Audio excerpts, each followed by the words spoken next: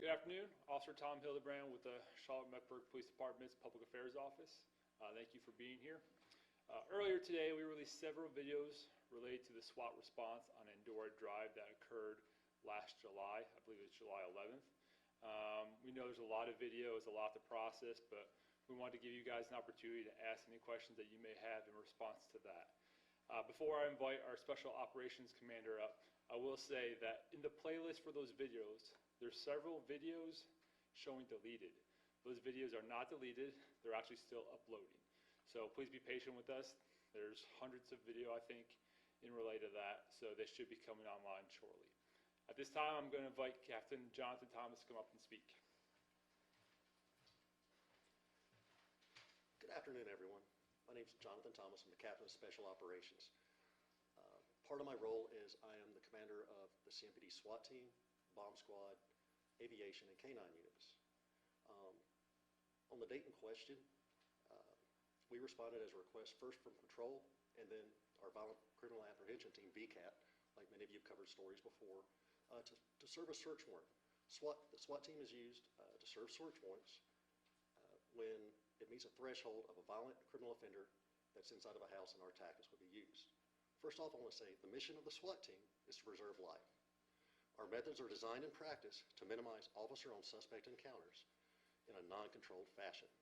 By working towards controlled surrenders, we increase the safety to everyone and enhance the number of de-escalated encounters.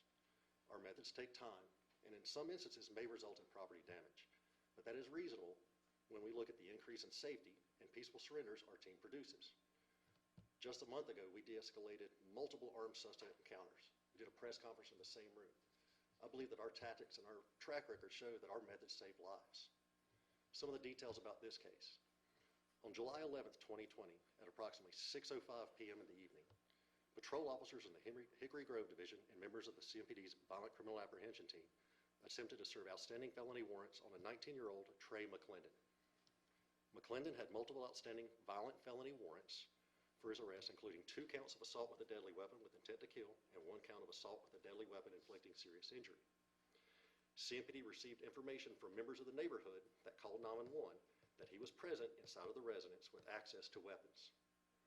Initial responding officers also heard voices from inside the home when they arrived. Based on McClendon's violent history and information officers had available to them, the SWAT team was called to the scene to assist the apprehension. Now, this was after patrol officers had already set up at a perimeter, used a PA system, and our VCAT unit had came to the house, used one of our LRAD PA systems for several hours to try to get anyone in the home to come out and make contact with the suspect. But at the time, they believed the suspect was inside due to the calls from the neighbors that knew he was wanted and observations they made when they arrived at the house. So several hours of attempting to communicate with Mr. McClendon were unsuccessful. To make a safe entry into the residence, members of the SWAT team at that time breached the exterior of the home. This is a standard tactic for us. If someone's inside, we will use gas to try to get them to come outside. We don't like going into a home.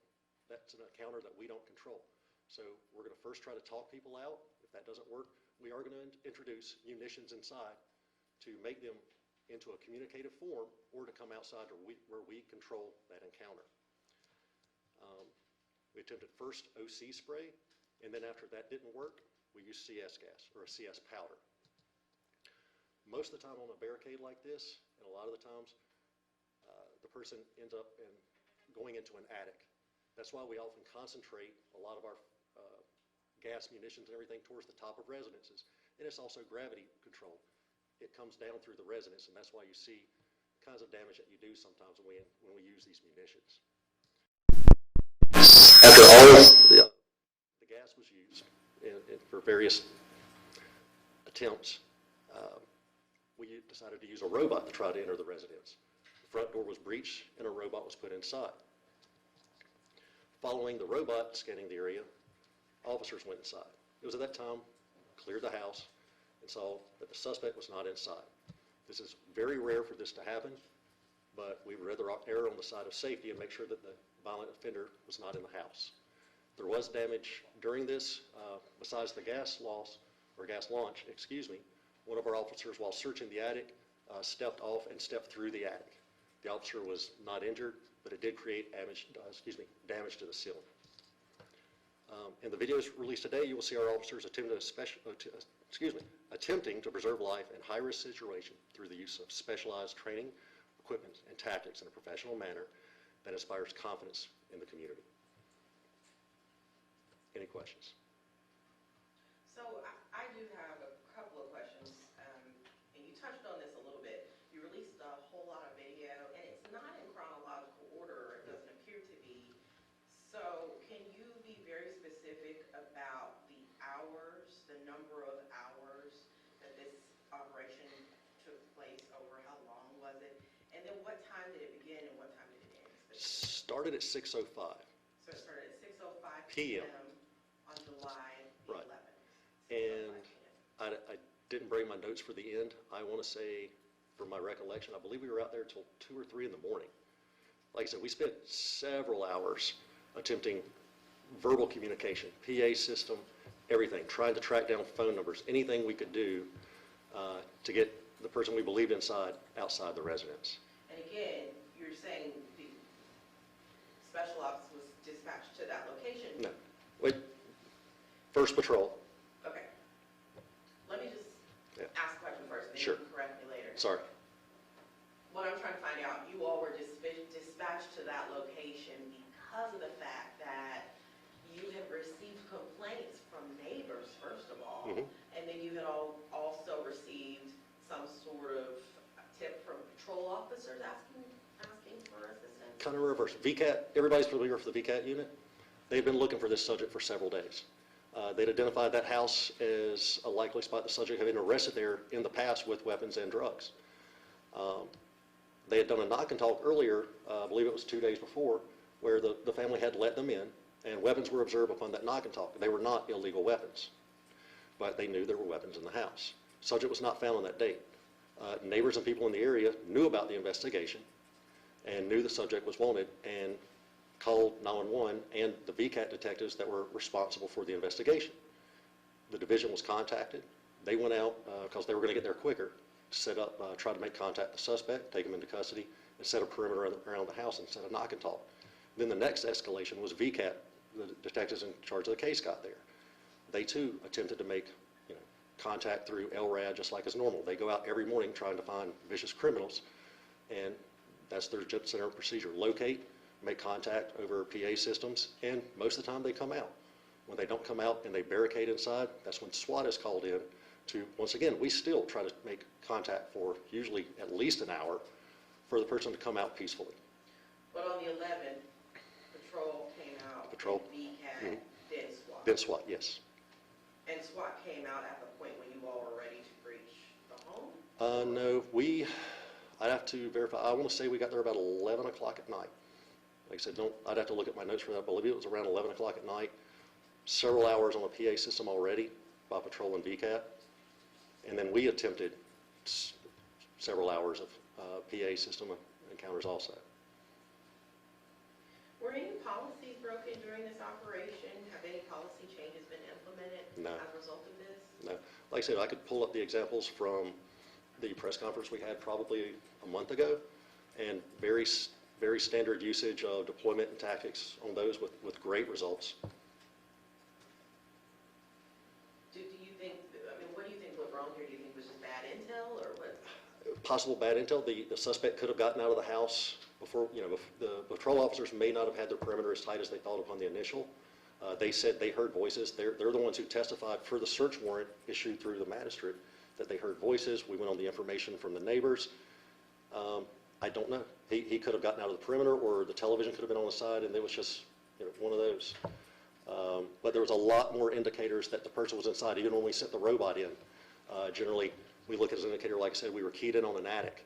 Once we set the robot in, the pull-down attics, they have a rope. If that rope is up, a lot of time, that's an indicator to us that someone has used that to pull up, because you can't pull it down otherwise, and there was a lot of dust floating in the air. That gave us an inkling that possibly the suspect's in an attic, as normally happens. Were there any signs of an escape out of a way of? No. If so, I would have factored that in, but no, there wasn't. Did this family have any connection to the suspect? Yes, he'd been arrested there in the past, known associate, just the normal investigations that VCAT does, identify, like I said, he was arrested there within just a few months prior, gun and weapon charges along with other people in the home, I believe. And that's one of the reasons, that we look at the history of the house also to determine our deployment. In certain videos that were released today, you could hear individuals, it appears to be homeowners, saying, we gave you the key, we all came out, why couldn't you just go in using the key? So I guess a couple questions. One, at what point did the homeowners leave the home so that you could attempt to find the suspect?